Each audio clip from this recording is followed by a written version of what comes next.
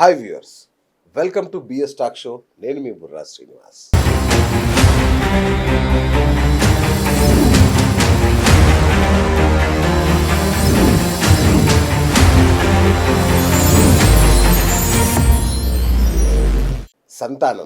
సంతానలేమి ఇప్పుడున్న అతి భయంకరమైన సమస్య.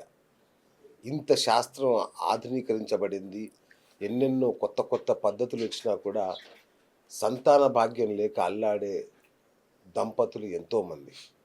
ఏం జరుగుతుంది అసలు? అంటే సద్గతులు ప్రాప్తించాలి అంటే సంతానం ఉండాలి అంటారు పెద్దలు. అందుకే సంతాన భాగ్యం, సంతాన యోగం అని పిలుచుకుంటాం మనం. మరి ఎంతో విలువైన ఈ యొక్క సంతానాన్ని కనడానికి నేటి ఆధునిక జంటలు అపసోపాలు పడుతున్నాయి, కష్టాలు పడుతున్నాయి. దీనికి కారణం ఏంటి అంటే పొల్యూషన్ అంటారు కొందరు, లేట్‌గా మ్యారేజ్ చేసుకోవడం, ఇట్లాంటి కారణాలు చెప్తారు. కానీ ఆధ్యాత్మికంగా అసలు ఏంటి ఈ పరిస్థితి కారణం ఏంటి?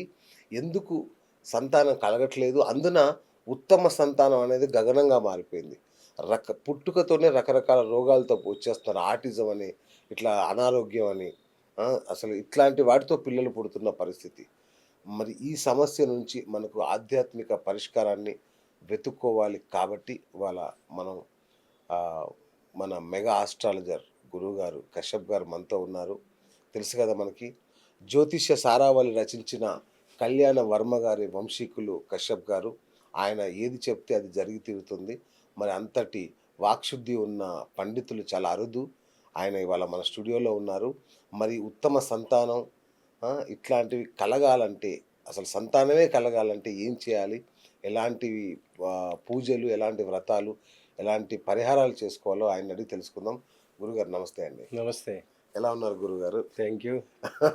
సో మొన్న మనం చేసిన వివాహం అనే ఎపిసోడ్ 2 పార్ట్స్గా చేసాము. అద్భుతమైన రిజల్ట్ వచ్చింది గురుగారు. సో మరి వివాహం తర్వాత నెక్స్ట్ సమస్య సంతానం. సో సంతాన భాగ్యం కోసం జంటలు అల్లాడిపోతున్న పరిస్థితి. దేశవ్యాప్తంగా ఐవీఎఫ్ సెంటర్లని, అద్దె గర్భాలని, ఏంటో అసలు సంతానం అంటేనే భయపడే పరిస్థితి తీసుకొచ్చారు. అసలు ఏం జరుగుతుంది? ఏంటికి ఈ సమస్య కారణం ఏంటి గురుగారు? ఈ సంతాన ప్రకరణం అనేది జ్యోతిష్ శాస్త్రంలోనే ఒక విభాగం. దానికి ఎన్ని కారణాలు ఉన్నాయి, ఏమన్నాయి, అన్ని జ్యోతిష్ శాస్త్రంలో ఒక ప్రత్యేక విభాగం ఉంది. దాన్ని సంతాన ప్రకరణం అంటారు. ఇంచుమించు అందరూ దాన్ని వరాహమిహిరుడి దగ్గర నుంచి అందరూ వాటిని ప్రత్యేక విభాగంగానే ఇచ్చారన్నమాట. సంతానం ఎట్లా ఉంటారు, ఎలా చదువుతారు అన్నది అనమాట. సో అసలు ఇంతకుముందు మనం చేసిన పెళ్లి గురించి చెప్పాం. The very purpose of the marriage is to generate the ప్రోజని. నిజం. సత్సంతానం కండకటం కోసమే పెళ్ళి, ఆ సత్సాన్ని చేయడానికి కావాలి. సో దానికి సంతానం కలగడానికి మెయిన్ గేట్ మ్యారేజ్. అది ఓపెన్ అయి ఉంటే మిగతాయి కంటిన్యూ అవుతాయి. సో పెళ్లి విషయంలో మనం కొన్ని చెప్పాం. ఏ రకమైన ఆటంకాలు వస్తాయి, ఎటువంటి అవరోధాలు, కారణాలు చెప్పాం. మీరు చెప్పిన వీడియోలు పెళ్లి కొడుకు పెళ్లి కూతుర్లు వాళ్ళ తల్లిదండ్రులకు చూపిస్తున్నారంట. షేర్ చేస్తాను, అమ్మ చూడండి, నాన్న చూడండి, ఇక పెళ్ళి అంటే ఇలా చేసుకోవాలి అని. అంత శాస్త్రబద్ధంగా చేసుకుంటే ఉత్తమ సంతానం ఎందుకు రాదు గురుగారు? అదే అటువంటివన్నీ కొన్ని కారణాల వల్ల తప్పించుకోబట్టి ఇట్లా అయినాయి అన్నమాట. ఓకే. సో సంతానం కలగడానికి అనేది దీనిలో 2 విషయాలు ఉంటాయి సంతానానికి గురుగారు. జీవుడు, దేవుడు. ఓకే. జీవుడు అనేది మన శరీరం అన్నమాట. ఓకే. దేవుడు అనేది ఆత్మ. ప్రతి మనిషిలోనూ దేహాన్ని ఇచ్చేవాళ్ళు తల్లిదండ్రులు. ఓకే. ఆత్మనిచ్చేవాడు భగవంతుడు అన్నమాట.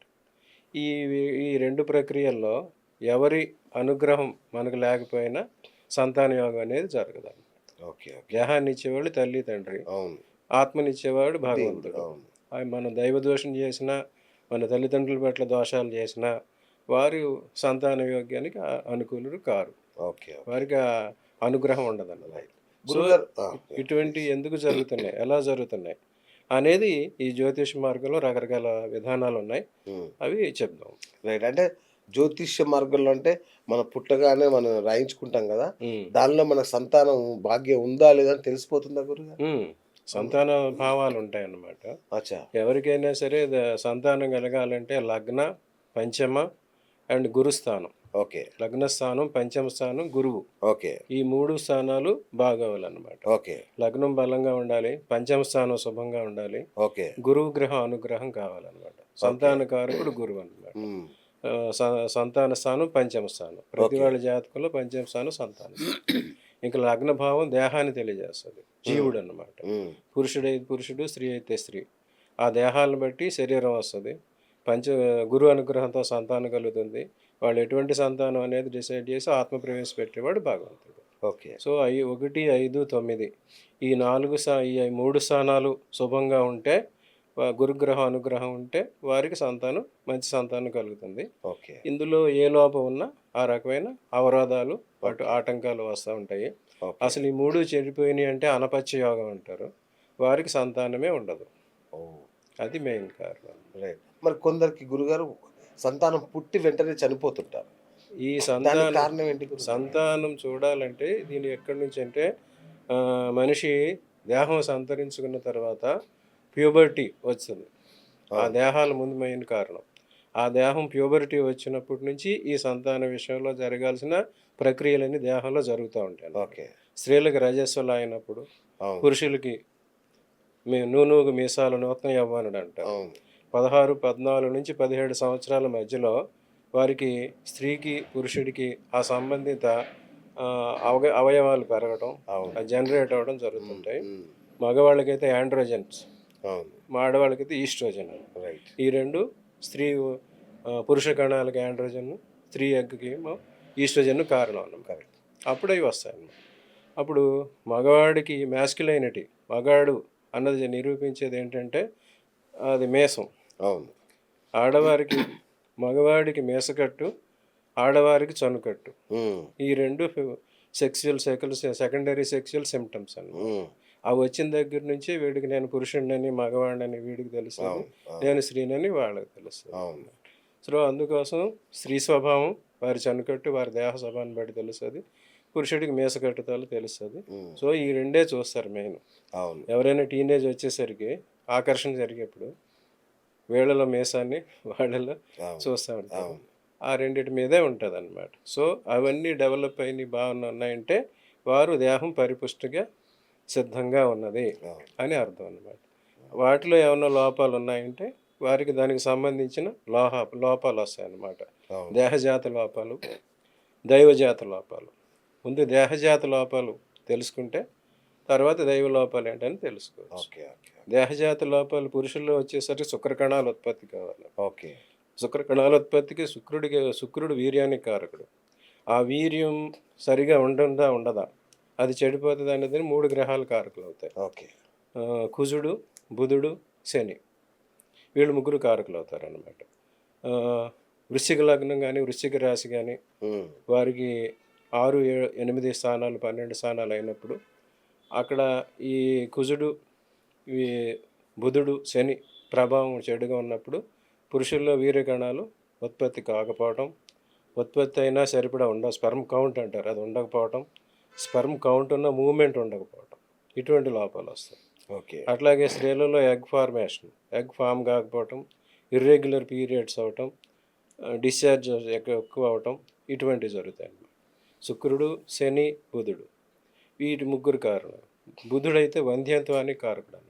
ఓకే. ఎవరికైనా సంతాన లోపాలు, దేహజాత లోపాలు ఉన్నాయంటే దానికి బుధుడు కారకుడు. ఓకే. బుధుడు అనుగ్రహం ఉంటే వారికి పూర్ణత్వం వస్తుంది, బుధుడు అనుగ్రహం లేకపోతే వంచస్తం వస్తుంది. ఓకే. అట్లాగే కొంత వయసు దాకా అమ్మాయిలాగా అబ్బాయిలాగా ఉండి అవును. తర్వాత సడన్గా వేరే సెక్స్కి వెళ్ళిపోతూ ఉంటారు, అవును. రిట్రోగ్రెసివ్ అయిపోతూ ఉంటారు. అవును. సడన్గా ఒక పురుషుడు నేను స్త్రీనని భావించుకుంటూ స్త్రీలాగా మేకప్ అవటం చేస్తుంటాడు. హ్మ్. అలాగే ఒక స్త్రీ పురుషుడిలాగా ప్రవర్తించడం జరుగుతుంది. అవును. దానికి కారకుడు బుధుడు అన్నమాట. బుధ గ్రహ దోషాలు ఉన్నప్పుడు అటువంటివి జరుగుతాయి. ఓకే. సో ఈ దేహజాత లోపాలు వారి జాతకాల ప్రకారం ఎలా ఉన్నాయంటే తెలుసుకుని హ్మ్. వాటికి తగిన కారణాలు తెలుసుకుని పరిహారాలు చేసుకుంటే ఆ దేహజాత లోపాలు తొలుగుతాయి. రైట్. ఇంకా దైవజాత లోపాలు అన్నమాట. దైవుడు అనుగ్రహం ఉంటుంది. సంతానం కలగకపోవడానికి, సంతాన లోపానికి 9 రకాల కారణాలు ఉన్నాయి. ఓకే. దైవశాపం, పితృశాపం, ఓకే. మాతృశాపం, భ్రాతృశాపం, మాతుల శాపం, పత్ని శాపం, గురుశాపం, శత్రుశాపం, సర్పశాపం. ఉమ్, ఈ 9 రకాల శాపాలు ఉన్నవారికి సంతాన లోపం కావటం కానీ, సంతాన అవరోధం కానీ ఇటువంటివన్నీ జరుగుతూ ఉంటాయి. ఓ. వారి జాతకాలను బట్టి ఏ లోపం ఉన్నదనేది తెలుసుకోవాలి. రైట్ గురుగారు, సర్పశాపం అన్నారు కదా, మరి ఈ సర్పదోషం అనేది ఇప్పుడు మన సిటీలో ఉంటారు, వీళ్ళందరూ సిటీలోనే ఉంటారు, వీళ్ళు ఎప్పుడు పాముని చూసి కూడా ఉండరు చాలామంది, వాళ్ళకు కూడా సర్పదోషం ఉంది, పిల్లలు కలగలేదు అంటారు. అది ఎట్లా మరి? సర్పశాపం, సర్పదోషం సిటీ కాదు, ఎక్కడున్నా ప్రపంచంలో ఏ మూలనైనా వస్తుందండి. ఆ, ఐస్లాండ్ అనే ఒక కంట్రీ ఉంది, అక్కడైతే సర్పాలు ఉండవు అసలు ఆ, అన్నమాట. అది అక్కడ కూడా వస్తుందా? అక్కడ ఉన్న వాళ్ళకి కూడా లోపం ఉంటే అక్కడే వస్తుంది. ఆ, తర్చకుడు అదే ఉమ్, ఉదాంతం ఒకటి ఉన్నది. అవును, అతనితో మరణం కావాలంటే నిమ్మకాయలో వెళ్ళి అతన్ని అవును, చంపేసి అతని పరిశుద్ధానికి చేశాడు. అవును, ఆ రకమైన ఉంటాయి. అలాగ సర్పశాపం అనేది ఎక్కడున్నా సరే వస్తుంది. పొలంలో పనిచేసే రైతులు ఉంటారు చాలామంది. అవును, వారు 360 రోజులు పొలం వెళ్ళినా అవును, వారికి ఆ యోగం లేదంటే వారికి సర్పం కనిపించదు. ఓకే, కానీ ఏమి సర్ప దోషం ఉన్న వాళ్ళు రోడ్డు మీదకి వెళ్తే చాలు, సిటీ కాదు ఎక్కడున్న అపార్ట్మెంట్స్లో ఉన్నా సర్పం కనిపిస్తుంది. అంటే కనిపిస్తుంది కనిపిస్తుందా? కనిపిస్తుంది డెఫినెట్గా వాళ్ళ ఇళ్లలోకి వస్తాయి, సర్పాలు వస్తాయి, వచ్చి హెచ్చరించి వెళ్తూ ఉంటాయి అన్నమాట. ఓకే, అవి వాళ్ళు తెలుసుకోవాలి. ఉమ్, ఓకే, రైట్. గురుగారు, నయనతార లాంటి వాళ్ళు మొన్న నయనతారను కూడా ఐవీఎఫ్ చేయించుకుంది. సంతానాన్ని అలా కన్నారు కదా వీళ్ళు. సో దీనికి వాళ్ళకి సంతాన లోపం ఉండడం వల్ల ఇటువంటి వాటికి వెళ్తున్నారా, ఇంకేమైనా రీజన్స్ ఉంటాయా? అసలు అసలు మనం ఐవీఎఫ్ అనేది కరెక్టేనా? అసలు మన సంతానం అనేది ఎన్ని రకాలో తెలుసుకోవాలి ముందు. అచ్చా, ఓకే, 12 రకాల సంతానం ఉంటారన్న. ఆ, 12 రకాల సంతానం ఉన్నారు. ఔరస, ఆ, క్షాత్నజ, బీజోత్పన్న, గూఢోత్పన్న, క్రీత, కృత్రిమ, ఆ, ఆ, కానీన, సహోడ, పౌనోర్భవ, ప్రభవ, అధమ ప్రభవ, అపవిద్ధ. 12 రకాల సంతానం. ఓడి అమ్మ, ఆ, ఔరస సంతానం. ఆ, ఔరసుడే వారసుడే అన్నమాట. అచ్చా, ఔరసుడే వారసుడు. ఔరస సంస్కృత శబ్దం, వారసుడు తెలుగు శబ్దం. అచ్చా, ఓకే, తన పెళ్లి చేసుకున్న భార్యాభర్తలు ఇద్దరు ఉమ్, భర్త వీర్యం వల్ల భార్య గర్భంలో జన్మించిన పిల్లలు ఔరసులు, వారసులు అన్నమాట. రైట్, అవును, వారికి లోపం లేదు. అవును, అప్పుడు భార్య గర్భంలో వేరే వీర్యంతో జన్మించే పిల్లలు క్షాత్రజ్ఞులు. ఉమ్, భర్త వీర్యంతో కాకుండా వేరే వీర్యంతో జన్మించిన అచ్చా, వాళ్ళు, ఆ, వాళ్ళు క్షాత్రజ్ఞులు. పాండవులు క్షాత్రజ్ఞులు. కుంతీదేవికి భర్త అనుమతితో ధర్మరాజు వల్ల, ఇంద్రుడి వల్ల, వాయుదేవుడి వల్ల పుట్టినవారు క్షాత్రజ్ఞులు. ఓకే, అందుకే దుర్యోధనుడు వాళ్ళు నా వారసులు గారు, వాళ్ళు వారసులు గారు క్షాత్రజ్ఞులు, అందుకు వాళ్ళకి నేను రాజ్యభాగం ఇవ్వను. అచ్చా, అచ్చా, అచ్చా, అచ్చా, అచ్చా, తర్వాత వచ్చేసరికి బీజోత్పన్నుడు. ఆ, తన పురుషుడి బీజంతో వేరే గర్భంలో పిల్లలు పుడితే వాళ్ళు బీజోత్పన్నులు. ఆ, భార్య గర్భంలో వేరే వారి వీర్యంతో పుడితే వాళ్ళు గూఢోత్పన్నులు. అది క్షత్రజులు అన్నారు కదా, క్షత్రజులు అన్నారు. క్షాత్రజులు విత్ పర్మిషన్. ఓ, విత్ పర్మిషన్. అచ్చా, ఇది వితౌట్ పర్మిషన్. పాండురాజు పర్మిషన్తో అచ్చా, అచ్చా, కుంతీదేవి అచ్చా. వాళ్ళని ప్రార్థించి సంతానాన్ని పొంది. ఉమ్, ఇది వితౌట్ పర్మిషన్. ఓకే, అందుకే బీజోత్పన్నుడు, గూఢోత్పన్నుడు. గూఢ అంటే రహస్యం. రహస్యంగా. ఈ భర్త వల్ల సంతానం కలిగే యోగం లేదు. ఆ, they get something from somewhere. అచ్చా, ఓకే, వాళ్ళు 4 రకాలు. ఉమ్, ఇక వచ్చేసరికి దత్తత చేసుకుంటారు. క్రీతుడు. అవును, క్రీతుడు అంటే ఎవరైనా పిల్లలు పుట్టిన వెంటనే హాస్పిటల్కి వెళ్ళి వాళ్ళతో మాట్లాడుకుని పుట్టిన శిశువునే, నవజాత శిశువునే తెచ్చేసుకుంటారు డబ్బులు ఇచ్చి. అవును, వాడు క్రీతుడు. ఓ, తర్వాత కృత్రిముడు. అంతా అయిన తర్వాత వీళ్ళకి సంతానం ఎవరు లేకపోతే వేరే వాళ్ళ కొడుకుని వాళ్ళ అనుమతితో దత్తం తీసుకోవడం వాడు కృత్రిముడు. అచ్చా, ఇక అపవిద్ధుడు అని ఉంటారు. అపవిద్ధుడు అంటే అనాథ అన్నమాట. వారి తల్లిదండ్రులు ఎవరో లేరు, తెలియదు. ఒక అనాథ శరణాలయానికి వెళ్ళి కొంతమంది తెచ్చుకుని పిల్లలు పెంచుకుంటారు. వారు అపవిద్ధుడు. అట్లాగే ఇప్పుడు పెంచుకోవటం అనేది ఒక ఫ్యాషన్ అయిపోయింది. అవును, యాంజలీనా జూలీ, హాలీవుడ్ యాక్ట్రెస్, ఒక 5-6 ఆమె పెంచుకుంటుంది సంతానాన్ని. వాళ్ళు అపవిద్ధుల్లోకి వస్తారు. అపవిత్రులు. అపవిద్ధులు. అపవిద్ధులు. ఓకే, ఓకే, ఓకే, ఆ, ఇక తర్వాత పెళ్లికి ముందే గర్భం దాల్చి ఆ బిడ్డను వదిలేసిన వాడు, అలా పుట్టినవాడు కానీనుడు అవుతాడు. కానీనుడు. కర్ణుడు కర్ణుడు కానీనుడు. కానీనుడు. పెళ్లి జరిగేసరికి భార్య గర్భంలోనే శిశువు ఉంటుంది. ఉమ్. వాడు సహోదరుడు. ఓరి అమ్మ. ఆ, సహోదరుడు. ఆ, ఈ కానీనుడు అపవిత్రుడు సహోదరుడు. తర్వాత భార్యకి సంతానం కలగట్లేదు. ఆమె అనుమతితో రెండో పెళ్లి చేసుకుంటారు. ఉమ్, ఆమెతో సంతానం కలుగుతుంది. ఆ, వాళ్ళు పునర్భవుడు.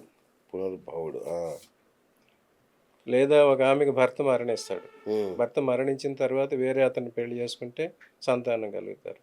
కొంతమందికి భర్త మరణిస్తాడు, ఆ వీర్యంతో సంతానానికి అంటారు. మళ్ళీ ఉమ్, ప్రెగ్నెన్సీలో ఉండగానే భర్త చనిపోతాడు, అవును, తర్వాత పుడతాడు, పిల్లలు పుడతారు. అవును. వాళ్ళు పునర్భవులు అంటారు. ఈ అమ్మాయి వేరే పెళ్లి చేసుకుంటారు ఓకే.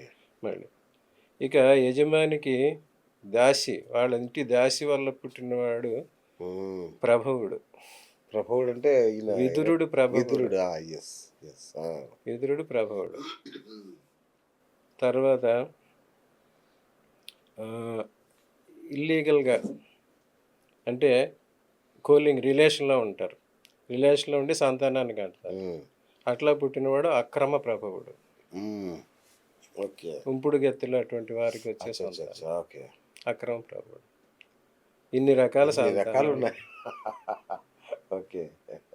వారి జాతకం ప్రకారం ఏ రకమైన సంతానం అనేది తెలుస్తుంది.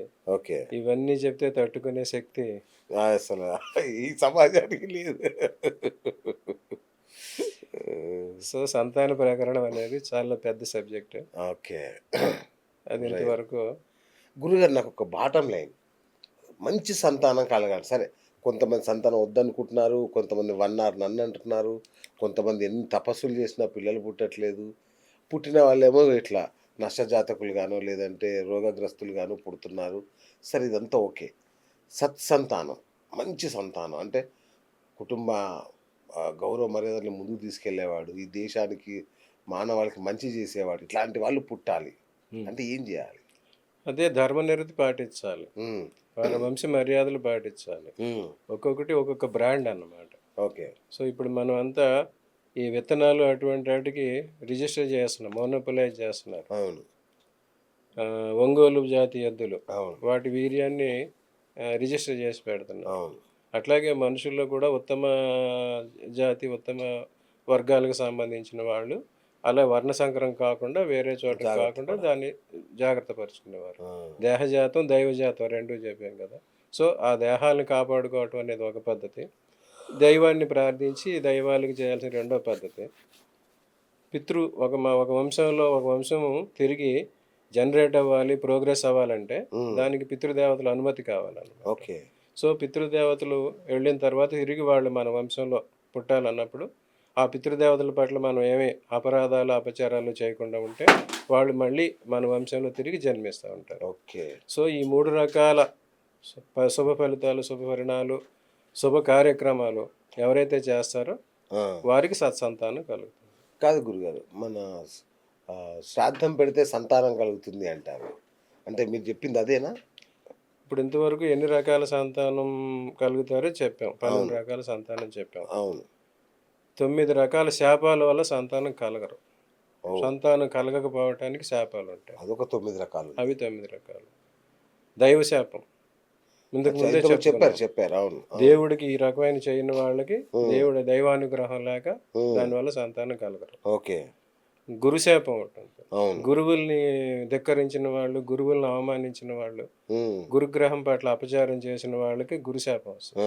సో వాళ్ళ వల్ల సంతానం కలగదు. ఓకే. తర్వాత పితృశాపం, ఎవరైతే తండ్రిని సరిగా చూడరో, తండ్రి పట్ల అన్యాయంగా ప్రవర్తిస్తారో ఆ తండ్రి మరణించిన తర్వాత ఇంక వంశంలో పుట్టడానికి ఒప్పుకోవడం, అది పితృశాపం.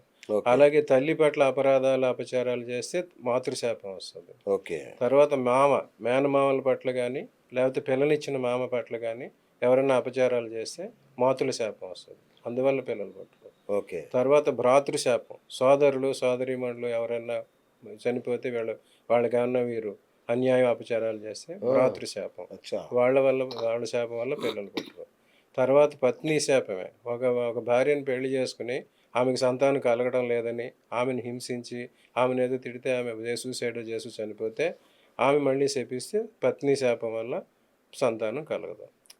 ఇంకొచ్చేసరికి శత్రుశాపం, మనకు శత్రువులు ఉంటారు కొంతమంది. మనం శత్రువు నిర్జించేసాం, వాడిని చంపేసాం, లేపేసాం అనుకుంటారు. కానీ వాడు శపిస్తాడు. ఆ! శత్రుశాపం వల్ల కూడా సంతానం కలగదు. హ్మ్. ఇంక చివరికి వచ్చేసి సర్పశాపాలు. ఈ వ్యవసాయం ఇదివరకు చేసినప్పుడు హ్మ్. ఈ సర్పాలను చంపటం వాటి వల్ల అవి 2 సర్పశాపాల్లో మళ్ళీ 11 రకాలు ఉంటాయన్నమాట.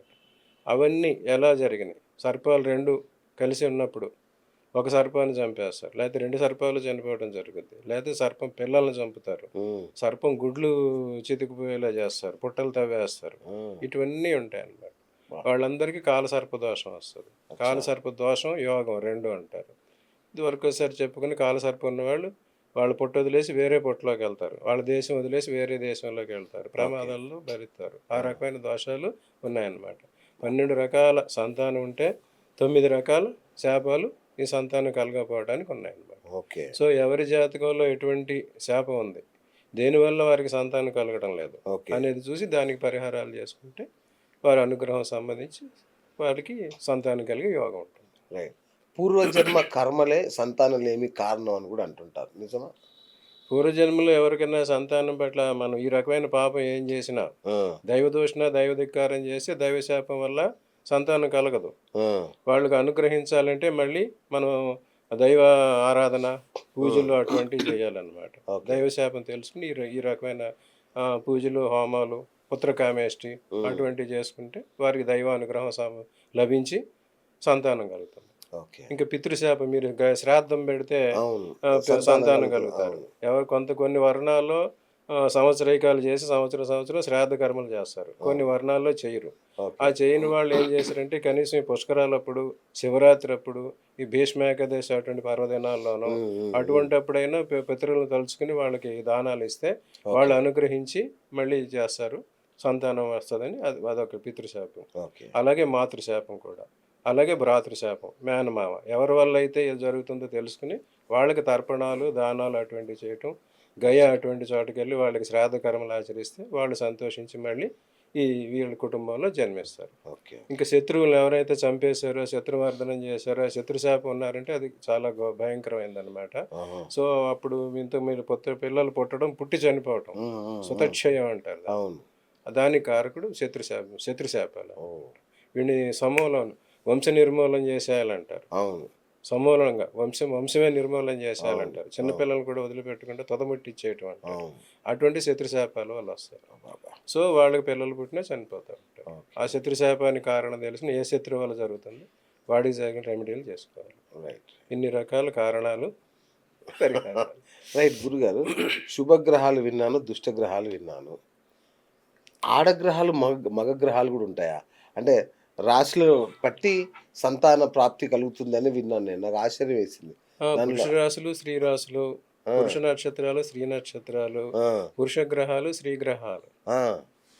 పురుష, స్త్రీ అనేది ప్లస్ అండ్ మైనస్. ఓకే. అది ఇండికేట్ చేయడానికి ఇచ్చారండి. ఓకే. ఇప్పుడు మొత్తం ప్రపంచం అంతా శక్తి నడిపేది 3 రకాల పవర్స్. ఓకే. ఎలక్ట్రికల్ పవర్స్ ఉంటాయి. చెప్పాను కదా! Plus, minus, neutral. అవును. అలాగే వీళ్ళు ముగ్గురు, త్రిమూర్తులు ముగ్గురు. ప్లస్, హ్మ్. Minus, neutral. అమ్మవారు న్యూట్రల్ చెప్పాం. శనివర్గం, గురువర్గం, అమ్మవారు. శైవం, వైష్ణవం, శాక్తేయం. శాక్తేయం. అవును. అట్లాగే కెమికల్‌లో చూసుకుంటే న్యూక్లియర్ సిస్టమ్ చూసుకుంటే అణువులో ఎలక్ట్రాన్లు, ప్రోటాన్లు, న్యూట్రాన్లు ఉంటాయి. అవును. అవి న్యూట్రల్. ఓహ్! అలాగే గ్రహాల్లో కూడా పురుష గ్రహాలు సూర్యుడు, కుజుడు, గురువు పురుష గ్రహాలు. చంద్రుడు, శుక్రుడు స్త్రీ గ్రహాలు. అచ్చా! బుధుడు, శని న్యూట్రల్ గ్రహాలు. ఓకే. ఓకే. రాహువు పురుష గ్రహం. కేతు స్త్రీ గ్రహం అని కొందరు అంటారు, న్యూట్రల్ అని కొందరు అంటారు. హ్మ్. అట్లాగే రాశుల్లోకి వచ్చేసరికి మేషరాశి, సింహరాశి, ధనుర్రాశి ఆ! పురుష రాశులు అన్నమాట. శుక్రుడికి సంబంధించిన రాశులు, చంద్రుడికి సంబంధించిన రాశులు స్త్రీ రాశులు అన్నమాట. ఓకే. సో, అది పంచమ భావం ఏ రాశి అయింది, అక్కడ ఏ గ్రహం ఉన్నది, దాన్ని బట్టి పురుష సంతానమా, స్త్రీ సంతానమా అనేది కూడా అంటే రాశులను బట్టి సంతానం చెప్పేయచ్చా? పురుషుల రాశులను బట్టి అంటే సంతానం గురించి చెప్పాలంటే అది మరి ఇంకొక పెద్ద ప్రక్రియ. అవునా? ఓకే. అది ఓకే. ఎట్లా అంటే సంతానం అనేది అంటే డిసైడ్ ఏ ఎప్పుడవుతుంది. రాశి వారికి ఏ సంతానం కలుగుతుంది అనేది చెప్పొచ్చా? సంతానం అనేది ఎట్లా జరుగుద్ది, ఏం జరుగుద్ది అనాలంటే సార్. తల్లిదండ్రులు సంగమించిన సమయం తెలుసుకోవాలి. అమ్మో! ఓకే. తల్లిదండ్రులు సృష్టి కార్యం అవును. ఎప్పుడైతే చేశారో ఆ సృష్టి కార్యం మన తల్లిదండ్రులు చేసిన సృష్టి కార్యం ఏ లగ్నంలో చేశారో ఓకే. దానికి 3600 లగ్నంలో మన జన్మ వస్తుంది. ఆ! ఓకే. అది తెలుసుకోవాలి. అచ్చా! అచ్చా! ఆ మా తల్లిదండ్రులు సంగమించే సమయం, అప్పుడు ఏ లగ్నాలు, ఏ సమయంలో చేశారు, ఎటువంటి పరిస్థితులతో చేశారు, అటువంటి వాటి మీద సంతానం, వారి ఆరోగ్యం, దేహం, మానసిక పరిస్థితి అన్నీ ఆధారపడి ఉంటాయి. హుహుహు. సంగమించే సమయంలో స్త్రీ పురుషుల్లో ప్రతి అవయవం స్పందించాలి.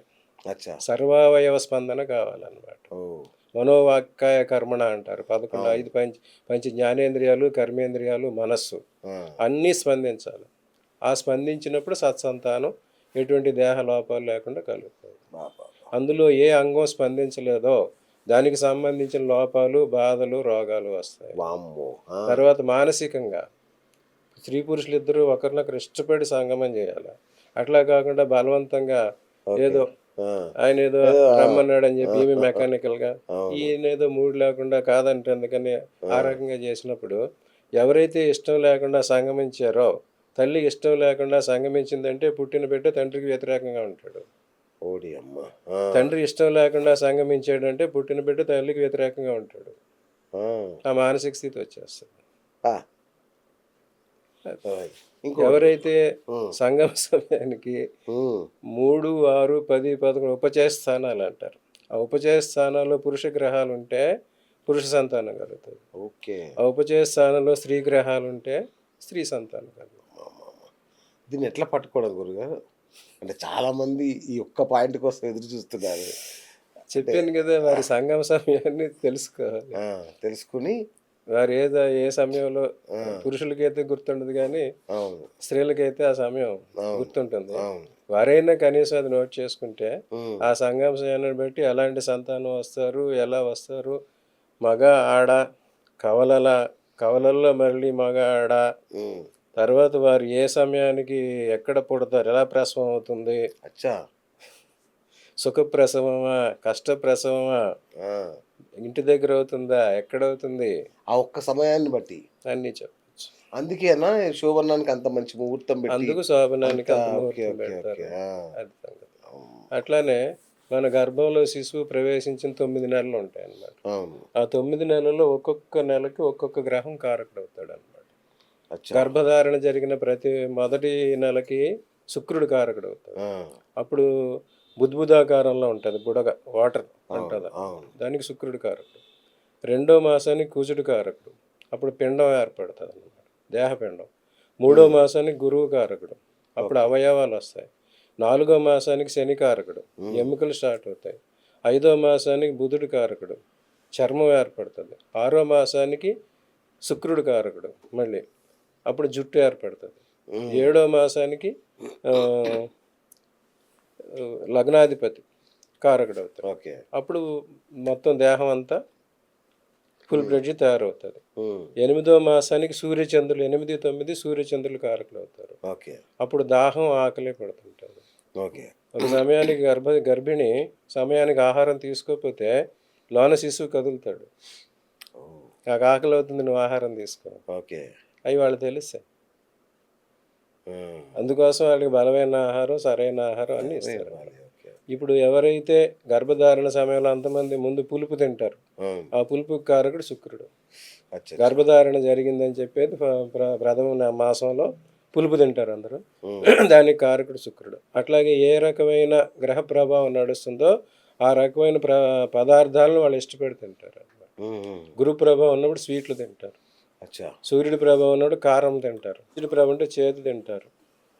శని చంద్రులు ఉంటే ఉప్పు ఉప్పు శావరీస్ తింటుంటారు. హ్మ్. బుధ ప్రభావం ఉంటే మిక్స్డ్ స్నాక్స్ తింటుంటారు. అట్లాగే వారు తినే ఆహారాన్ని బట్టి కూడా ఏ రకమైన ప్రభావం ఉన్నదనేది చెప్పచ్చు. ఏంటి గురుగారు మీరసలు ఒక ఎన్‌సైక్లోపీడియాలా కనబడుతున్నారు నాకు.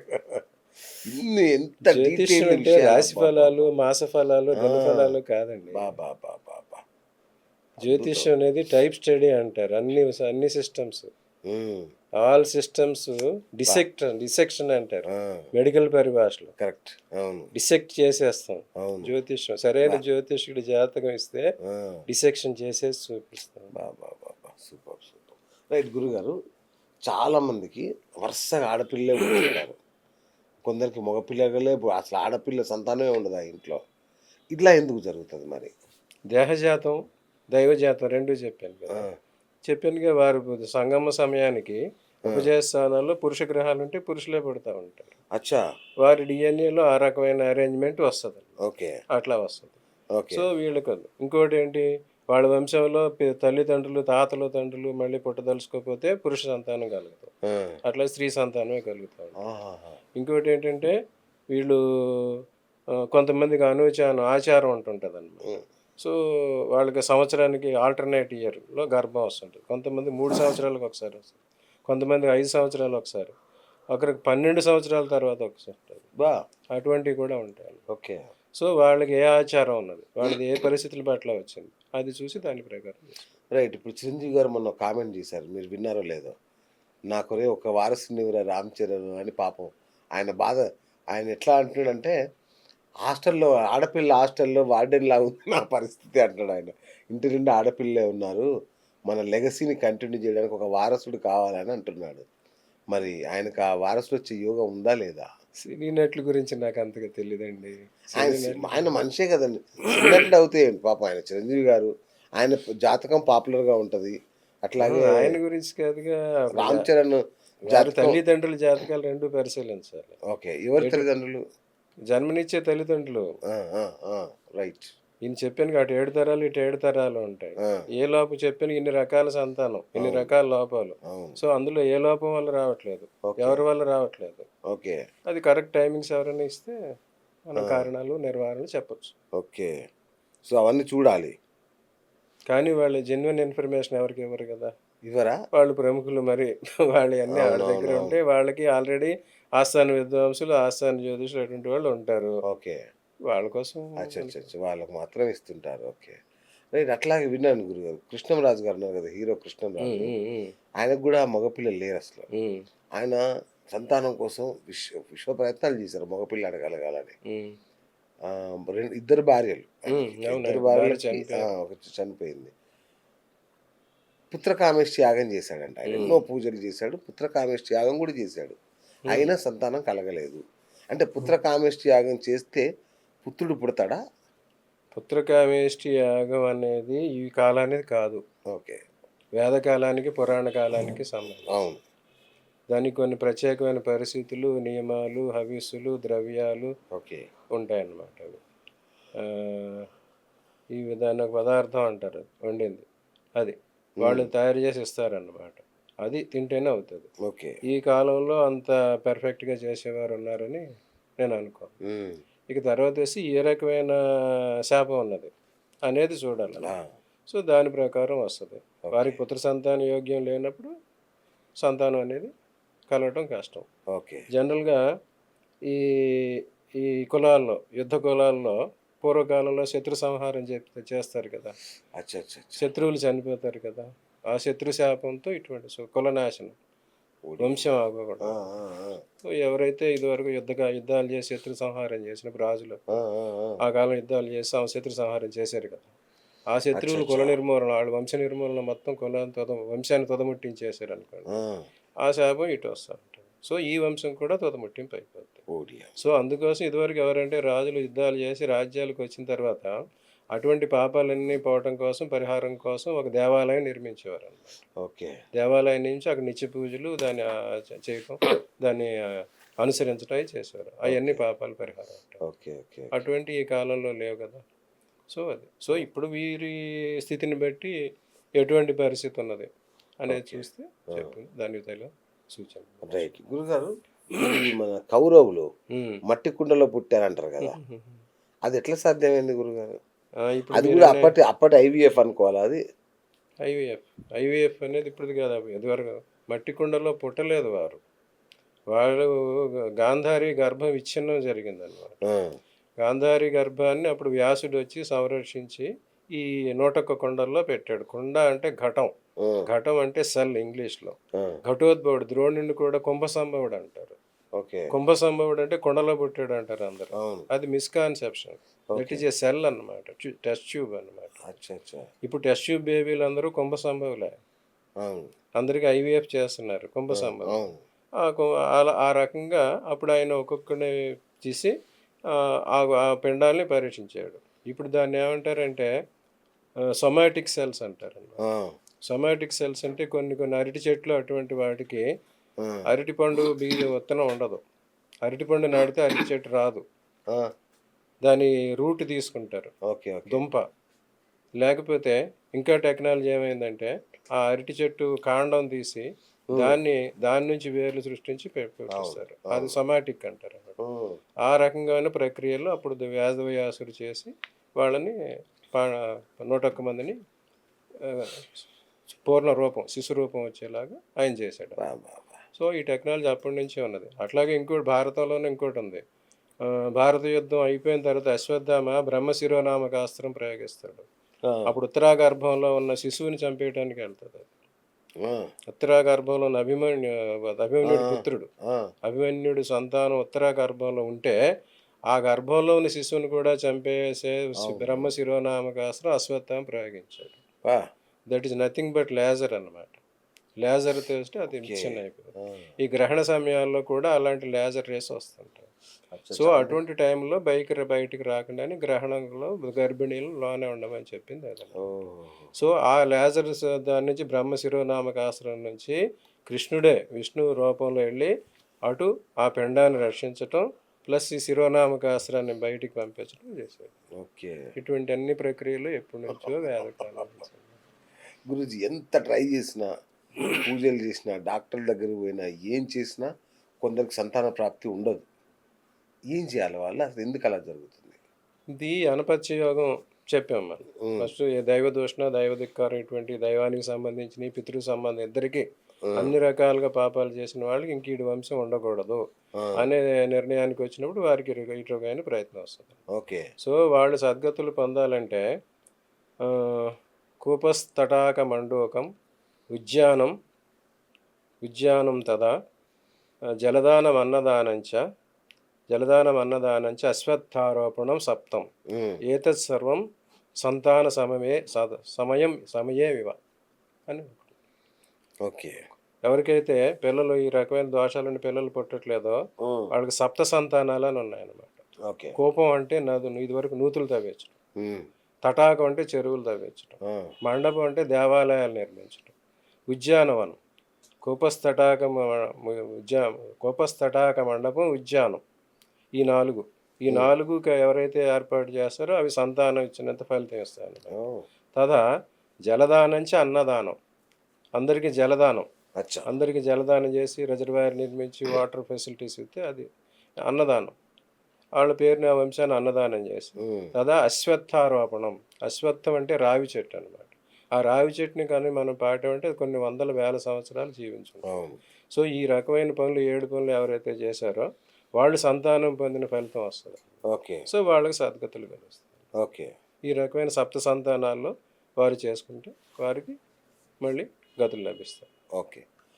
గురుజీ, జాతకంలో పుత్రస్థానం అనేది ఉంటుందా? సంతాన స్థానమే పుత్రస్థానం.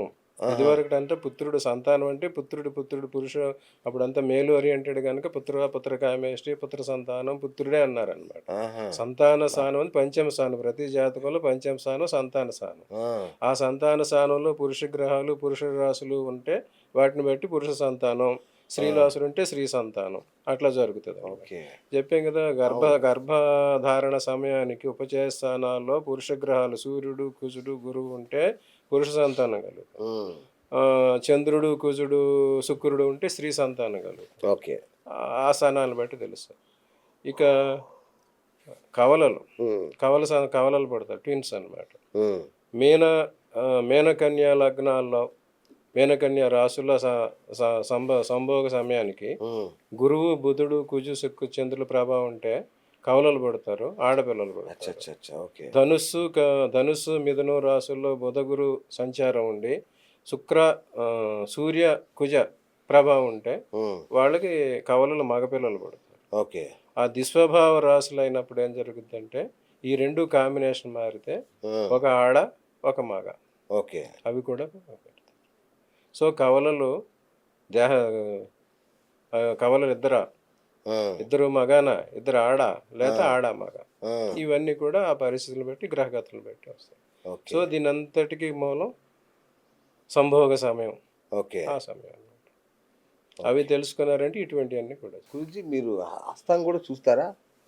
హస్తం అనేది ఇందులో ఒక పార్ట్, జ్యోతిష్యంలో ఒక పార్ట్. జ్యోతిష్యంలో ఒక భాగం. ఓకే. అది ఇండియన్ కాన్సెప్ట్ కాదు. ఈజిప్ట్లో కైరో అనే అతను దాన్ని డెవలప్ చేశాడు. అవునా? సంతాన రేఖ అంటారు కదా చేతిలో. రేఖలు ఉంటాయి, సంతాన రేఖలు అందరికీ ఉంటాయి. అందరికీ రెండే ఉంటాయి. ఇక్కడ రెండు చూసి ఇదే చెప్తారు అందరు. ఈ స్థానం సంతాన రేఖ, అందరికీ రెండే ఉంటాయి. ఓకే. ఇప్పుడు మరి రెండు లేని వాళ్ళు ఉన్నారు, ఒకటి ఉన్న వాళ్ళు ఉన్నారు, 5-6 మంది 10 మందిని కన్న వాళ్ళు ఉంటారు. అవును. కొంతవరకే, అంతవరకు. అచ్చా. వాత పిత్త కఫ దోషాలు అంటారు కదా గురూజీ, వాటి వల్ల కూడా సంతాన ప్రాప్తి ఆలస్యం అయ్యే అవకాశం ఉందా? మన దేహం ఎలా ఏర్పడుతుంది అనేది ఇందాకే చెప్పుకున్నాం. భార్యాభర్తలు తల్లిదండ్రులు సంగమించే సమయంలో ప్రతి అంగం శరీరంలో దాన్ని పులకించాలి, దాని నుంచి ఫెనర్మోన్స్ రావాలి. అవి వచ్చినప్పుడు ఏ లోపాలు లేని వస్తాయి. అట్లా ఎవరికైతే వాళ్ళ దేహంలోనే ఇలాంటి దోషాలు ఉన్నాయో ఆ దోషాలు సంక్రమిస్తాయి. సో అందుకే గర్భం దాల్చిన తర్వాత ఈ టాబ్లెట్స్ అవి ఇస్తూ ఉంటుంటారు, ఈ దానికి సంబంధించిన పెరగడానికి. కాల్షియం టాబ్లెట్స్ అని, ప్రోటీన్ అటువంటి ఇస్తూ ఉంటారని. సో వీళ్ళకి ఎవరన్నా అలాంటి లోపాలు ఉంటే, దేహంలో ప్రాబ్లమ్స్ ఉంటే, వాళ్ళు ఆ వైద్యులకు చెప్తే వాళ్ళు దానికి తగిన మందులు ఇస్తారు. అట్లాగే ఎవరికైతే ఈ దోషాలు ఉన్నాయో వాళ్ళు ఈ జ్యోతిష్ పరంగా చేసి వారు ఏ పూజలు చేసుకుంటే ఆ దోష నివారణ అవుతుంది. కొంతమంది జెనెటిక్ ఆస్మా ఉంటుంది, ఆస్మా పిల్లలకు వచ్చేస్తుంది. అలా అనమాట. ఒబేసిటీ అటువంటివి ఉంటాయి, అవి పిల్లలకు వచ్చేస్తాయి. సో ఏ గ్రహాల కారణం, దాని పరిహారం వీళ్ళు చేసుకుని మళ్ళీ పిల్లలకు రాకూడదంటే వాటికి తగిన పరిహారాలు చేసుకుంటే, వారి జన్మజాతకాలే పరిశీలించుకుంటే దానికి కూడా వచ్చేది చెప్పచ్చు. గురువుగారు అంత బాగానే ఉంది, సరే పిల్లలు పుట్టట్లేదు, ఏం చేయాలో తెలియట్లేదు, దత్తత తీసుకున్నారు, మంచిదేనా దత్తత తీసుకుని పిల్లల్ని పెంచుకోవడం అనేది? సంతానంలో 12 రకాలు, అదొక రకం. క్రీతుడు చెప్పాను కదా, క్రీతుడు, కృత్రిముడు, అపవిత్రుడు. ఓకే. క్రీతుడు అంటే డబ్బులు ఇచ్చి కొనుక్కున్నవాడు, కృత్రిముడు అంటే ఎలిజిబుల్ అనమాట, అంత సమర్థుడైన కొడుకుని ఇంచుమించు అతను పెళ్లి వయసుకు వచ్చిన వాడిని దత్తం చేసుకోవటం అనమాట. అది అపవిత్రుడు అంటే అనాథ, ఎవరు లేని అనాథ శరణాలయానికి వెళ్ళి తెచ్చుకుని పెంచుకోవాలి. అవి ఒకటి. రైట్. గురుగారు, మహాశివరాత్రి రోజు ఏమైనా ప్రత్యేక పూజలు ఉంటాయా సంతానం కలగడానికి? ఏం చేయాలి మహాశివరాత్రి రోజు? విశ్వానికి అందరూ తల్లిదండ్రులు పార్వతీ పరమేశ్వరులే. జగతః పితరో వందే పార్వతీ పరమేశ్వరం. అది లింగాకారం యోని తల్లిదండ్రులకి ప్రతీక. వాళ్ళు ఏ కులం కానీ, మతం కానీ, దేశం కానీ, ప్రాంతం కానీ, అల్టిమేట్గా జనరేషన్ అనేది ఆ 2 పార్ట్లే. సో ఆ 2 పార్ట్ని తల్లి తండ్రి స్వరూపంగానే ఆరాధిస్తారు. సో ఆ రోజు కూడా చెప్పాను కదా, ఇలా పితృదోషాలు అటువంటివి ఏమన్నా ఉండి దేహజాత దోషాలు కూడా ఉంటే అటువంటివన్నీ తొలగటానికి, అవన్నీ పరిహరించబడటానికి ఏ పూజలు ఏమీ చేయలేని వాళ్ళు ఆ రోజైనా శివుని తెలుసుకుని ఈ పితృదేవతలకి ఈ దానాలు అవి ఇచ్చే వాళ్ళు సంతోషించిన సంతానం ఇస్తారు. అది దాని పరమార్థం. గురుగారు, హనుమంతుడు కూడా సంతాన కారకుడు అంటారు. అసలు ఆయనకు పెళ్ళే కాలేదు, ఆయన బ్రహ్మచారి. 7 వారాలు కనుక హనుమంతుడిని పూజిస్తే మంచి సంతానం కలుగుతుందని అన్నారు. హనుమంతుడి పెళ్లి కాలేదని ఎవరు చెప్పారు? బ్రహ్మచారి అని ఎవరు చెప్పారు? అదేంటి రామాయణం చదవని వాళ్ళు దాంట్లో మిస్కాన్సెప్షన్. హనుమంతుడి పెళ్ళి అయింది. హనుమంతుడి తండ్రి పింగళాక్షవర్మ, తల్లి అంజనీదేవి, భార్య సువర్చల, మత్స్యవల్లభుడు హనుమంతుడి కొడుకు. అవునా? అదేంటండి పురాణాలు వికీపీడియాలు చదివి ఇలాంటి వికీపీడియాలు కాకుండా రామాయణం చదవాలంటారు. హనుమంతుడు బ్రహ్మచారిని ఎవరు చెప్పారు? బ్రహ్మచర్యం పాటించాడు. ఎప్పుడు పాటించాడు? ఒక కార్యనిర్వహణలో ఆయన బ్రహ్మచర్యం పాటించాడు. రామకార్య నిర్వహణ, సీతని ఎతకాలి, సీతను తీసుకొచ్చి ఇవ్వాలి, అది ఒక రకంగా క్విడ్ ప్రోకో. సుగ్రీవుడు వాలి అన్నదమ్ములు ఇద్దరు కొట్టుకున్నారు. ఇతను సుగ్రీవుడి ఫ్రెండ్, వాలి వాళ్ళ అన్న. వాలి బాలు యాక్చువల్గా రామాయణంలో అందరికీ రామాయణ మహామాల రత్నం వందే అనిలాత్మజం అంటారు. రామాయణానికి ముఖ్య హీరో హనుమంతుడు అనమాట. హనుమంతుడు సుగ్రీవుడి ఫ్రెండ్, వాలి వాళ్ళు కొట్టుకున్నారు, వాళ్ళకి విరోధం వచ్చింది. హనుమంతుడు అందరికన్నా బలవంతుడు, వాలిని కూడా చంపగలడు. వాలిని చంపేసి ఆ రాజ్యం సుగ్రీవుడికి ఇచ్చేయగలడు. కానీ సుగ్రీవుడు ఏమనుకుంటాడు, వాళ్ళంటే భయపడేవాడు సుగ్రీవుడు. అవును. సో నాన్ననే చంపేశాడు, వీడు నన్నేం చేస్తాడో అని భయపడి. అంతేగా. రెండోది వాలికి తనకి శత్రుత్వం లేదు. అవును. ఇక్కడ వాలికి ఏంటి, వాడిని అన్నని చంపే వాడు కావాలి. రాముడికి ఏంటి, తన భార్యను ఎవరు ఎత్తుకుపోయారో చూసి వాడి మీద యుద్ధం చేయడానికి సైన్యం కావాలి. సో వాళ్ళిద్దరికీ సంధానం ఓకే. ఓకే. చేసి వాళ్ళని సంహరించి సుగ్రీవుడికి రాజ్యం ఇచ్చేసాడు. మళ్ళీ అప్పుడు రాముడి కార్యం నిర్వహించాలి కనుక ఆ లంకకి వెళ్ళి ఆ సీతను తీసుకుని వచ్చి మళ్ళీ సీతనిచ్చాడు. సో రామకార్య నిర్వహణ చేసినంత కాలం ఆయన భార్యతో లేడు, అదే బ్రహ్మచర్యం పాటించాడు. ఎవరైనా ఇటువంటి సత్కార్యాలు, ఇటువంటి డెడికేటెడ్ వర్క్స్ ఉన్నప్పుడు ఇటువంటి విషయాలకు దూరంగా ఉండండి. బ్రహ్మచర్యం అంటే అదే. అంతేగాని పెళ్లి చేసుకోకుంటే బ్రహ్మచారులు కారు. చాలా మంది పెళ్లిళ్ళు చేసుకోలేదు, బ్రహ్మచారులా. ఓకే. ఓకే. ఓకే. ఓకే. అర్థమైంది. బ్రహ్మచార్యం వేరు, అవివాహితులు వేరు. ఓకే. చెప్పానుగా, సంతానం కూడా ఏదో పెళ్లి చేసి సంతానం లేదు. మరి బీజోత్పన్నులు, గూఢోత్పన్నులు ఎక్కడి నుంచి వచ్చారు? కరెక్ట్. అక్రమ ప్రభులు ఎక్కడి నుంచి వస్తున్నారు? ఓకే. అనాథలు ఎక్కడి నుంచి వస్తున్నారు? అలాగే గురుగారు, సుబ్రహ్మణ్య షష్ఠి అనే దాన్ని చాలా ప్రముఖంగా చెప్తుంటారు. సంతానం లేని వాళ్ళు ఆ రోజు రకరకాల పూజలు చేయాలని.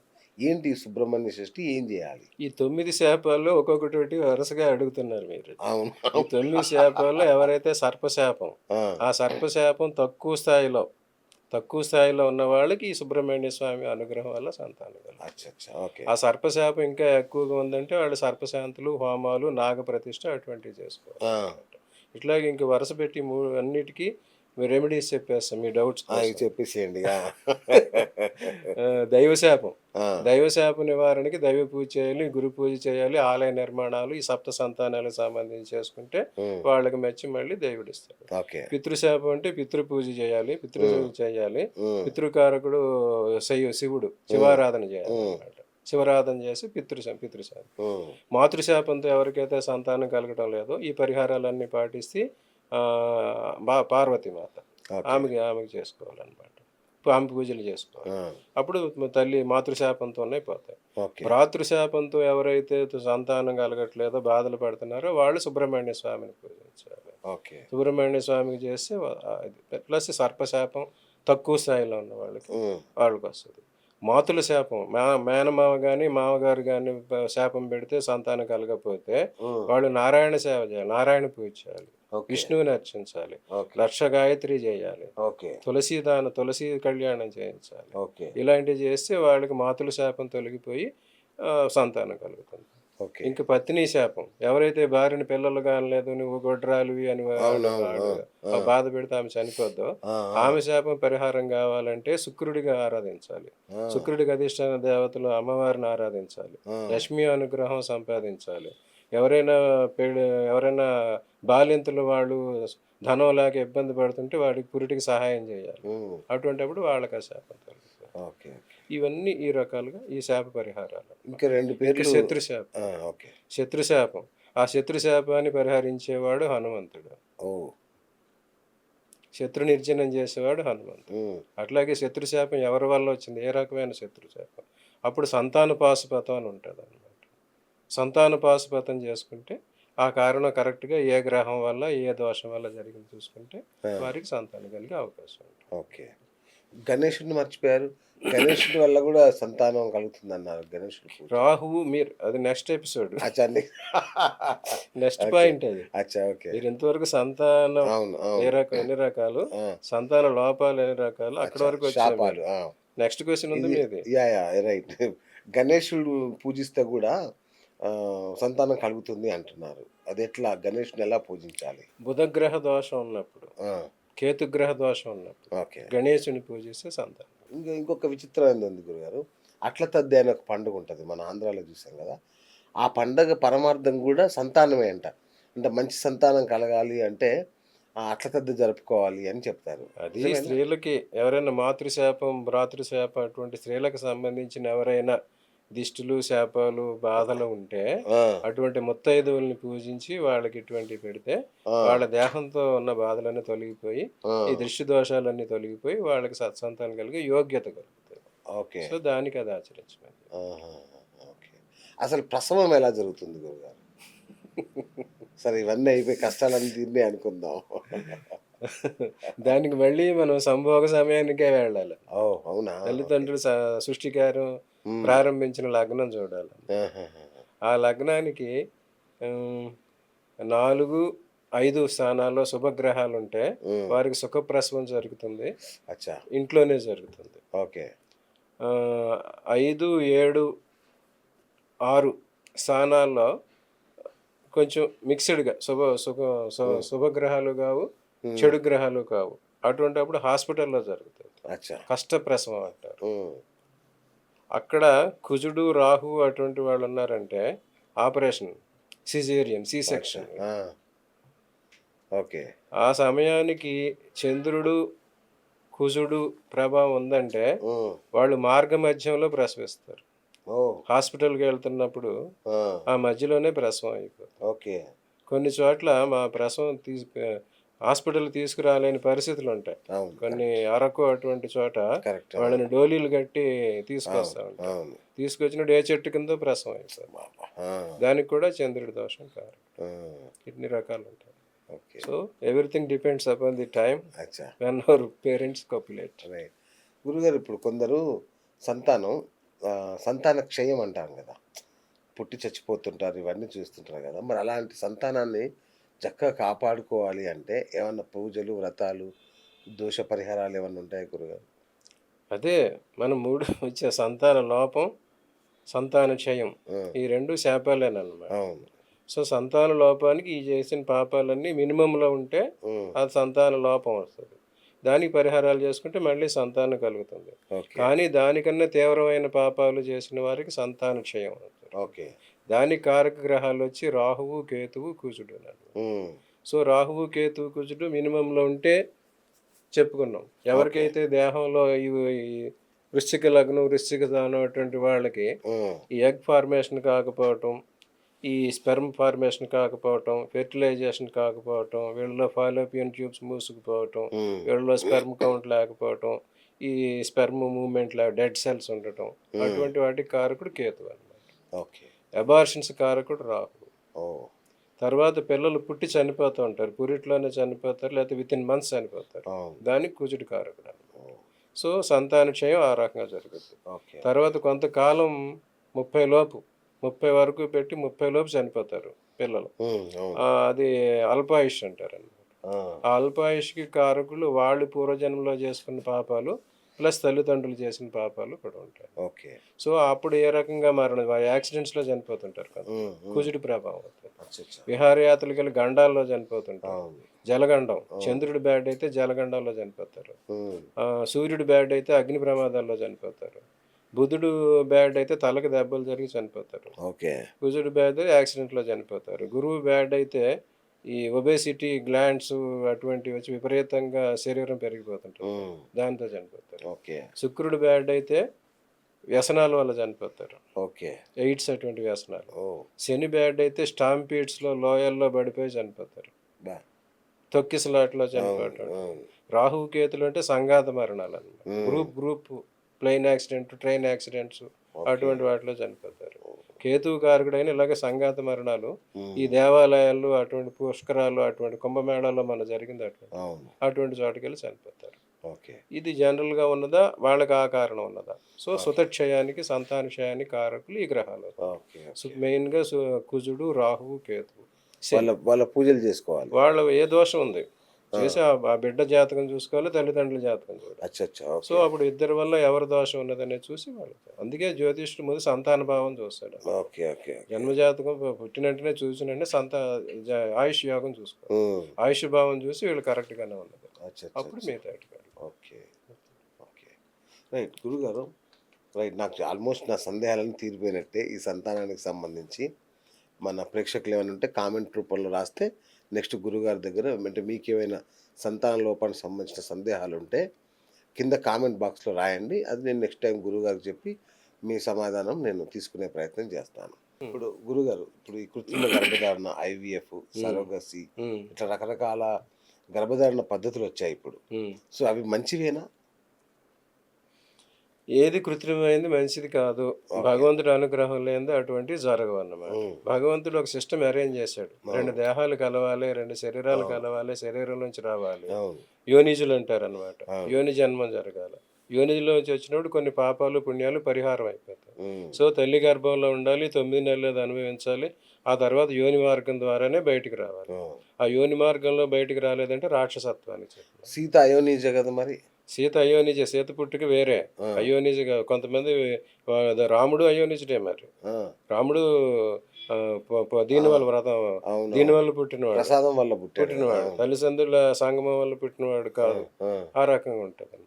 సో ఇదే చెప్పా, ఈ యాగాలు చేసినప్పుడు చెరువు అంటారు అనమాట. ఒక పదార్థం తయారు చేస్తారు, చెరువు అంటారు. చెరువు, ఆ చెరువు ఇస్తారు. ఆ చెరువు తింటే వాళ్ళకి ఆ సంతానం కలుగుతుంది అనమాట. సో మానవ జన్మ యోని మార్గం ద్వారానే రావాలి. అప్పుడు కొన్ని పాప పరిహారం అవుతాయి. ప్లస్ ఆ శిశువు భూపతనం చెందాలి. శిశువు పుట్టిన వెంటనే భూపతనం చెందాలి.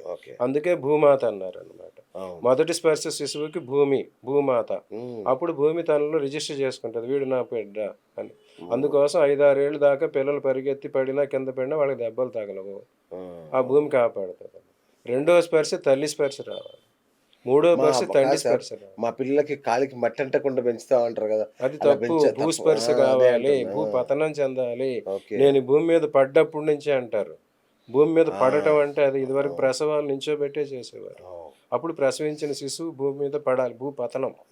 ఆ భూపతనంతో భూస్పర్శ తగలాలి, భూమి స్పర్శ తగలాలి. అప్పుడు వాడికి ఇమ్యూనిటీ వస్తుంది. భూమి మీద పడిన తర్వాత దెబ్బతాలి. నెక్స్ట్ స్పర్శ తల్లి స్పర్శ, మూడో స్పర్శ తండ్రి స్పర్శ. కానీ ఫస్ట్ స్పర్శ ఎవరు? ఆ నర్సు. నెక్స్ట్ స్పర్శ డాక్టర్ ఉల్టా పెడతాడు.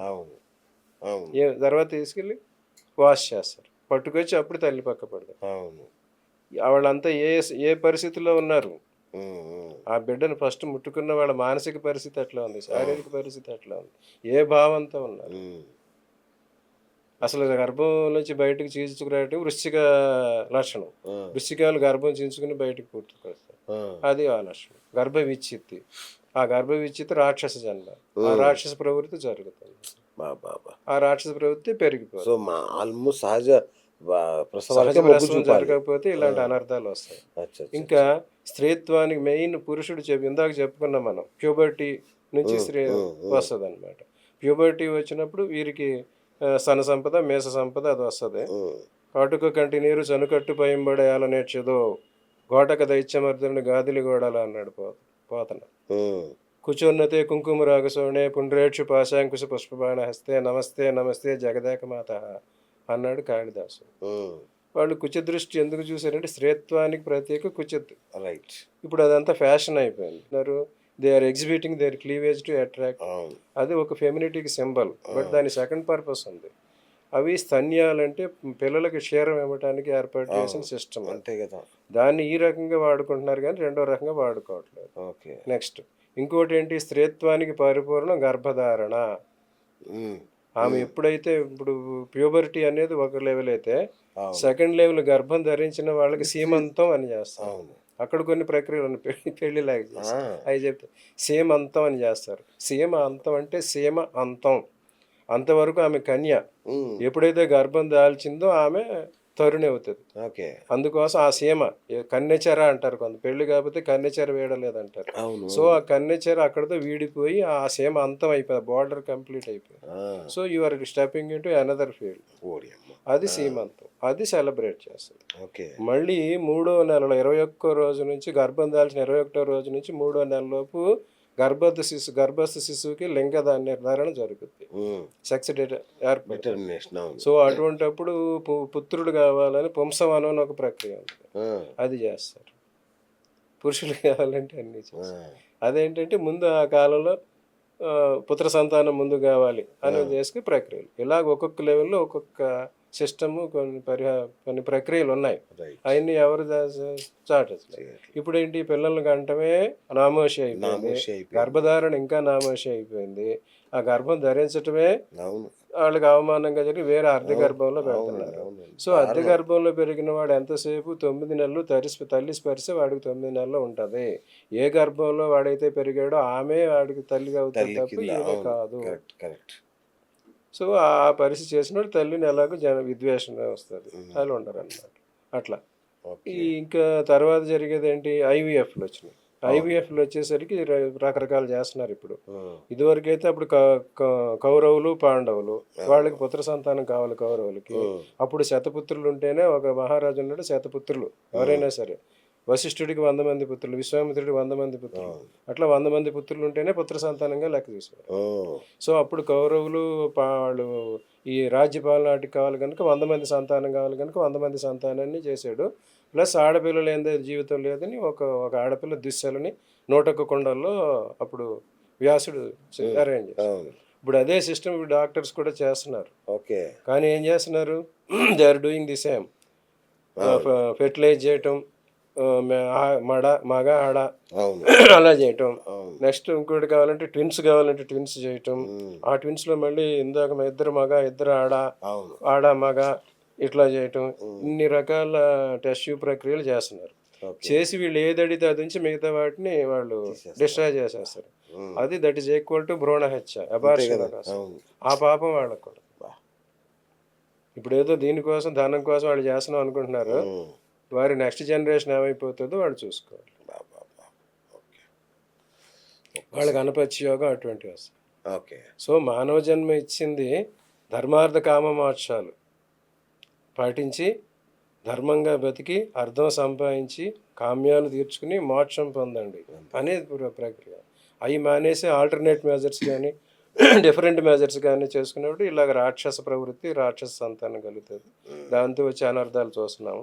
ఇదివరకు ఏంటంటే సంతానానికి ఎక్కువ ప్రాధాన్యత ఇచ్చి 10 మంది, మినిమం 10 మంది అయినా సంతానం ఉండేవారు. ఇప్పుడు దేశకాల పరిస్థితులను బట్టి భగవంతుడే దాన్ని తగ్గించేశాడు. తగ్గించేసి అప్పుడేంటి ఇంత సైన్స్ ఇవి లేక పుట్టిన వాళ్ళు ఎంతమంది బతుకుతారో ఎంతమంది ఉంటారో తెలియక అంతమందిని కన్నారు. ఇప్పుడు అన్ని టెక్నాలజీ డెవలప్ అయ్యి ఎవరెవరు ఉంటారనే తెలిసింది. కనీసం ఇద్దరు సంతానం, కనీసం ముగ్గురన్నా ఉండటం బెటర్ అన్నమాట. అలా కాకవంచ అంటారు తెలుసా? అరటి చెట్టు అని ఒకటి, అరటి చెట్టు గెలే కానీ దాన్ని నరికేస్తారు, మళ్ళీ దానికి రాదు, జన్మ లేదు. సో ఎవరైతే ఒక్కళ్ళే బిడ్డలు కన్నారు ఒంటి గొడ్రాలు అంటారు, కాకవంచ అంటారు అనమాట. అదొక శాపం. ఓకే. ఆ కాకవంచల మొహమే చూడకూడదు అంటే, ఒంటి గొడ్రాలు దాని మొహం చూడకూడదు. అసలు పుట్టుగొడ్రాలు, అసలు బిడ్డలే పుట్టిన దాని మొహంలో చూడొచ్చు, కానీ కాకవంచి మొహం, ఒంటి గొడ్రాల మొహం చూడొద్దు అంట. ఇప్పుడు ఒక్కొక్క పిల్లలు అందరూ గొడ్రాల కింద లెక్క కాకవంచలు. అదే వాళ్ళు చేసుకున్న పాపమే, పూర్వజన్మ పాపం. ఇప్పటికైనా పరిహారం చేసుకోండి. రైట్. ఇన్ని రకాలు. గురుగారు, చలో ఇవన్నీ చెప్పారు, బాగుంది, అన్నీ పాటిస్తారు మన వాళ్ళు అనుకుందాం. అయితే పరిహారాలు ఇవన్నీ ఉంటాయి కదా, చేసుకోవాలి. మళ్ళీ సంతాన లక్ష్మిని ప్రార్థించాలి, గణేశుడిని ప్రార్థించాలి, సుబ్రహ్మణ్య షష్ఠి చేయాలి, అట్లా ఇవన్నీ సరే అన్నీ చేస్తారు. రకరకాల గ్రహస్థితులు ఉన్న వాళ్ళకి రకరకాల దేవుళ్ళు ఇట్లా సంతానాన్ని అనుగ్రహిస్తూ ఉంటారు. ఈ పూజలు చేయడానికి చాలామంది గురువులు ఏం చేస్తారంటే, ఎక్కడెక్కడో పక్క రాష్ట్రంలో ఉన్న దేవుళ్ళ దగ్గరికి వెళ్ళండి, పక్క దేశంలో ఉన్న దేవుళ్ళు. నేను చూశాను ఒకసారి నేపాల్కి వెళ్ళినప్పుడు, మన భారతీయులు ఒక 2 ప్రత్యేక విమానాల్లో వచ్చారు ఆ ఆలయాన్ని దర్శించడానికి. ఇట్లా రకరకాల దేవుళ్ళని వాళ్ళని చూపిస్తుంటారు, ఆలయాలని అక్కడ పూజలు చేసుకోండి అని. మన తెలుగు రాష్ట్రాల్లో అట్లాంటి ప్రత్యేకమైన గుళ్ళేం లేవా? అంటే అందరికీ సరిపడా ఎవరైనా సరే వెళ్ళి చేసుకోదగ్గ ఆలయం ఉన్నాయి. అసలు దీనికి ఎప్పుడో శంకరాచార్యుడే ముందే చెప్పాడు, దేహే దేవాలయ ప్రోక్తో దేవో జీవో సనాతన. దేహే దేవాలయ ప్రోక్తం, మన దేహమే ఒక దేవాలయం. దేవో జీవో సనాతన. ఈ శరీరంలో ఉండే దేవుడు జీవుడు సనాతనుడు. మనలో ఉన్న ప్రాణమే దేవుడు, జీవుడు. ఈ దేవుడు జీవుడిని నెగ్లెక్ట్ చేసి దేవుడు ఎక్కడో పలానా చోట ఉన్నాడు, అక్కడ ఉన్నాడు, ఇక్కడ ఉన్నాడు అని ఎత్తుక్కుంటూ వెళ్తున్నారు. ఆ కాన్సెప్టే తప్పు. నీలోనే దేవుడు ఉన్నాడు, సర్వవ్యాపి భగవంతుడు, సర్వవ్యాపి నారాయణుడు. నీలోనే నువ్వు ఉన్నాడని తెలుసుకుంటే నీకేమీ ఉండదు. అప్పుడు ఆ ప్రక్రియకి వెళ్ళచ్చు. సో అక్కడ ముందు నీ దేహం గురించి, నీ దేవుడి గురించి, జీవుడి గురించి తగిన జాగ్రత్తలు అవన్నీ తీసుకుంటే నిత్య పూజలు అటువంటి కనీసం రోజుకు ఒక 5 నిమిషాలన్నా భగవంతుడి కోసం అర్పించి నువ్వు ఏ రకంగా అనుకున్నావో ఆ భగవద్ ధ్యానంలో ఉంటే అది దేవుడు శాంతిస్తాడు. ఓకే. ఈ జీవుడికి కావాల్సిన ఆహారాలు అవి సమయానికి ఇస్తే జీవుడు శాంతిస్తాడు. ఓకే. ఈ 2 వదిలేసి ఏదో ఒకటి నెగ్లెక్ట్ చేసి దేవుడు అక్కడ ఉన్నాడని అక్కడ పరిగెట్టడం, హ్మ్. ఈ దేవుడిని నెగ్లెక్ట్ చేసి సమయానికి భోజనం అటువంటివి భోజనం ఇవ్వకుండా పెట్టకుండా. చేసి హాస్పిటల్ పాలవటం, ఈ 2 మానవ జాతి చేసుకున్న పెద్ద తప్పిదాలు. ఓకే. సో, నీ ధర్మం నువ్వు ఆచరించను. దేహధర్మం, దేవధర్మం 2 ఆచరిస్తే దానికుంటది. హ్మ్. ఇక జరిగిందేంటంటే, ఇప్పుడు మనం అన్ని నక్షత్రాలు 27 నక్షత్రాలున్నాయి. అవును. 27 నక్షత్రాలకి మళ్ళీ 4 పాదాలున్నాయి. హ్మ్. 108 పాదాలవుతాయి. హ్మ్. ఆ 108 జప సంఖ్య. ఆ అవును. 108 జపమాల. అవును. 108 ఇప్పుడు అంబులెన్స్‌లకి 108 పెడతారు. ఓహ్! అందుకేనా? అంతకన్నా అందరికన్నా తెలియని ఇంకొక రహస్యం ఉంది. కెమిస్ట్రీ చదివినోళ్ళకి తెలుస్తది. మూలకాలని ఉంటాయి. పీరియాడిక్ టేబుల్ ఎలిమెంట్స్ ఆఫ్ అవును. కెమిస్ట్రీ. అవును. అవి 108. ఆ! ఒక లెక్క ప్రకారం 108, ఇంకో లెక్క ప్రకారం 118. ఆ ఆ! మూలకాలన్నీ ఒక్కొక్క పాదానికి రిప్రజెంట్ చేసే భూములు ఇవన్నమాట ధాతువులన్నమాట. అబ్బబ్బా! ఆ!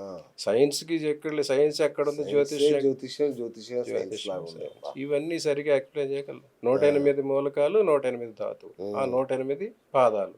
ఆ 108 పాదాల్లోనే మనం ఏదో ఒక పాదంలో పుడతాం. అచ్చా! సో, ఈ 108 పాదాలకి నువ్వు 108 పాదాలకి ఒక్కొక్క పాదానికి ఒక్కొక్క శివాలయం ఉంది. హ్మ్. మనం హ్మ్. ఏ పాదంలో పుట్టామో ఆ శివాలయానికెళ్ళి జీవితంలో ఒక్కసారన్నా అక్కడ పూజలు చేసుకుంటే మనకి సర్వదోషాలు పరిహారం అవుతాయి. ఓహ్! అవి గోదావరి జిల్లాలు. గోదావరికి అటుపక్క, ఇటుపక్క కొన్ని కృష్ణా జిల్లాల్లోనూ, కొన్ని ఇక్కడ అన్ని మొత్తం ఆంధ్రప్రదేశ్ మొత్తంలో ఈ హ్మ్. 108 శివాలయాలు ఉన్నాయన్నమాట. ఎక్కడున్నాయి గురుగారు అవి? ఎక్కువ గోదావరి పరివాహకంలోనే ఉన్నాయి. అచ్చా! అశ్విని రకరకాల ప్లేస్‌లో ఉన్నాయా? రకరకాల ప్లేసుల్లో ఉన్నాయి. ఓకే. అశ్విని నక్షత్రం ఒకటో పాదానికి ఒక చోట, రెండో పాదానికి అలా ఉన్నాయండి. దగ్గర అంటే దగ్గర దగ్గర దగ్గరే ఉంటాయా? దగ్గర దగ్గర. ఆ! ఒకే ఊర్లోనా? ఓకే. లేదంటే వేరు వేరు ఊర్లు. ఊర్లోనా? ఒక అంటే అది కూడా జస్ట్ చుట్టుపక్కలే. ఆల్మోస్ట్ దగ్గరగానే ఉంటాయి. సో, ఆ 108 శివాలయాల్లో మన నక్షత్ర పాదానికి ఏ శివాలయం అని ఆ! అక్కడికెళ్ళి అక్కడ జీవితంలో ఒక్కసారైనా ఓకే. వీలైతే మన కష్టాలొచ్చినప్పుడైనా, లేతే మన సంతోషం కలిగినప్పుడైనా వెళ్ళి అక్కడ ఆరాధన, పూజలు చేసుకుంటే ఆ! ఎటువంటి దోషాలు, భయాలు ఇంకుండవు. ఓకే. ఇప్పుడు చెప్పాం కదా! Preventive maintenance and break down maintenance 2 ఉంటాయి. హ్మ్. బండి మన కారు రోజు మంత్లీ దానికి పంపించటం, సర్వీస్ చేయించుకురావటం అది అవును. Preventive maintenance. అవును. అనవసరంగా డబ్బులు దొబ్బుతున్నారు ఎందుకురా అని ఆపేసి బ్రేక్ డౌన్. ఆ! ఆడిని అవును. పట్టుకొచ్చి చేయటం. అవును. సో, ఆడిని మోసుకొచ్చి టో పెట్టి బండి పట్టుకెళ్ళి మళ్ళీ అవును. హాస్పిటల్‌కి ప్రివెంటివ్ మెయింటెనెన్స్ చేసుకుంటారా? బ్రేక్ డౌన్ మెయింటైన్ చేసుకుంటారా? ఓకే. రోజు పూజలు చేసాం, భగవంతుడిని ఆరాధించడం, నీ దేహ ధర్మం, జీవధర్మం పాటించడం ప్రివెంటివ్ మెయింటెనెన్స్. హ్మ్. ప్రాబ్లమ్ వచ్చినప్పుడు పరిగెత్తడం ఇవన్నీ ఎక్కడ పెడితే అక్కడికి వెళ్ళటం. ఇది రైట్. గురుగారు ఇప్పుడు 108 దేవాలయాలని చెప్పారు కదా! ఇది బావుంది. అంటే ఎవరైనా అక్కడ పూజలు చేసుకుంటే వాళ్ళ సమస్యలన్నీ తీరుతాయి. అవును. అది సంతాన సమస్య కావచ్చు, ఏ ఏ సమస్య అయినా. రకమైన సమస్యలు వారి అవునవును. జన్మజాత సమస్యలన్నీ తీరుతాయి. వండర్‌ఫుల్. వండర్‌ఫుల్. అయితే నేనేమంటానంటే గురుగారు, మన చాలామంది భక్తులున్నారు. వాళ్ళందరూ కలిసి లేదంటే నెలకొకసారి గానీ, అట్లా మీతో వద్దామనుకుంటే, మీతో వచ్చి మీ చేతుల మీదుగానే ఆ ఆలయాల్లో 108 ఆలయాల్లో పూజలు చేసుకోవాలంటే కుదురుతుందా? చెయ్యొచ్చు. ఆ! ఎవరైతే వారి జాతకాన్ని పరిశీలించి, ఆ! వారి నక్షత్రం ఏ పాదంలో ఉంది, ఆ పాదానికి ఏ దేవాలయం ఆ! అన్నది చెప్తాం. ఆ! అలాగే ఆ నక్షత్ర పాదాల్లో జన్మించిన వాళ్ళు ఒక 10 మంది, 20 మంది ఒక గ్రూప్‌గా కలిసొస్తే హ్మ్. వాళ్ళందరినీ తీసుకెళ్ళి వాళ్ళకక్కడ మనం ఓకే. కావాల్సిన ఓకే. పూజలయి అచ్చా చేయించొచ్చు. ఏ అన్నీ అక్కడే ఉన్నాయి గాబట్టి, అన్నీ. ఏదున్నా ఏది అశ్విని నక్షత్రం ఒకటో పాదానికి పలానా ఆలయం. ఆ! అక్కడ తీసుకెళ్ళి వాళ్ళందరూ అశ్విని నక్షత్రం ప్రథమ పాదంలో పుట్టిన వాళ్ళంతా ఓ 10, 10 మంది, 20 మంది ఒక గ్రూప్‌గా వచ్చారంటే ఆ! వాళ్ళని మనం అక్కడ తీసుకెళ్ళి ఓహో! చేయించొచ్చు. ఓకే. అటువంటిది కూడా వాళ్ళందరినీ మనం రైట్. చూడండి ఫ్రెండ్స్ మీకు ఈ నంబర్ కనిపిస్తుంది గదా! ఈ నంబర్‌కి మీరు గనుక ఫోను జేసి గురువుగారితో ఈ ఉభయ గోదావరి జిల్లాల్లో ఉన్న శివాలయాల్లో 108 శివాలయాల్లో పూజ గనుక చేయించుకోవాలనుకుంటే మీరు రిజిస్టర్ చేయించుకోండి. గురువుగారిని తీసుకొచ్చే బాధ్యత నాది. మనం ఎళ్దాం. ఎళ్లి అక్కడ విశేష పూజలన్నీ చేసుకోవచ్చు. అంతే గదా గురుగారు? అట్లనే. రైట్. అంటే మీరొస్తే మన వాళ్ళు గూడా వస్తారు. తప్పనిసరిగా. మీ చేతుల మీద జరిగితే ఇక బ్రహ్మాండంగా ఉంటది. దైవ సేవ, మాధవ యెస్. సేవ, మానవ యెస్. సేవ. యెస్. గ్రేట్. గ్రేట్ గురుగారు. సో, ఫైనల్‌గా సంతాన ప్రాప్తి కలగాలి అంటే ఎవరైనా ఏం చేయాలి? ఎలాంటి పద్ధతుల్ని పాటించాలి? ఇప్పటికైనా వివాహం దగ్గర నుంచి సంతాన ప్రక్రియ కొరకైనా ధర్మాలు పాటించండి. హ్మ్. మీ దేహ ధర్మాలు, వంశ ధర్మాలు, దైవ ధర్మాలు పాటించి హ్మ్. మ్యారేజ్ అయిన దగ్గర నుంచి ఒక 7 ఇయర్స్ అన్నా వీళ్ళు ఇదే ప్రక్రియలో ఉండాలన్నమాట. అచ్చచ్చా! ఆ ఓకే. 7 ఇయర్స్ ఇద్దరు భార్యాభర్తలిద్దరూ కూడా ఈ ధర్మాలు పాటిస్తే హ్మ్. సత్సంతానం, సద్గతులు ఓకే. 2 వస్తాయి. హ్మ్. లేదంటే ఇట్లానే. ఓకే. సో, ఇప్పటికే ధార్మికత వైపు ప్రజలకు వస్తున్నారు. హ్మ్. ఇంకొంచెం పెరిగితే అవును. అందరికీ మంచిది. ఓకే. థ్యాంక్ యూ గురుగారు. Thank you so much. So, విన్నారు గదా! చాలా అద్భుతమైన అంటే సత్సంతానం కలగాలి అంటే పాటించాలి, ఎన్ని నియమాలు, ఎన్ని ధర్మాలు, ఎన్ని పూజలు, ఎన్ని వ్రతాలున్నాయో చూసారు గదా! సో, వీటన్నిటిని పాటించండి. ఎందుకంటే సంతానం కలగడం ఒక్కటే మన ఉద్దేశ్యం గాదు. ఈ జాతి భవిష్యత్తును, ఈ దేశ భవిష్యత్తును, మానవాళి మనుగడను నిర్ణయించేది గూడా మీరు తల్లిదండ్రులుగా మీరు చేయబోయే ఆ పవిత్ర కార్యం వల్లనే. అది గూడా దానికి మంచి సమయ సందర్భాల్ని చూసుకొని, ఆ యొక్క పవిత్ర కార్యాన్ని నెరవేర్చండి. సత్సంతానాన్ని కలగజేయండి. ఆ సత్సంతానాన్ని గూడా మంచి బుద్ధులు నేర్పించడానికి తల్లిదండ్రులుగా మీ వంతుగా సమయం ఇవ్వండి. డబ్బులు గాదు. డబ్బులిస్తే సత్సంతానం కలగదు. చెడిపోతారు పిల్లలు. మంచి సమయం ఇవ్వండి. వాళ్ళని గూడా ధార్మికులుగా తయారు జేయండి. ముఖ్యంగా ధార్మికుల్ని తయారు జేయండి. మన దేశం ఎంతో ముందుకెళ్తుంది. Thank you friends. Thank you so much. So, the great and mega astrologer Kashyap గారితో ఇవాల్టి మన అంటే మెగా అంటే ఆయన ఒప్పుకోవట్లేదు. But he is mega. So, ఇది ఇవాల్టి బిఎస్ టాక్ షో. నేను మీ బిఎస్ సైనింగ్ ఆఫ్.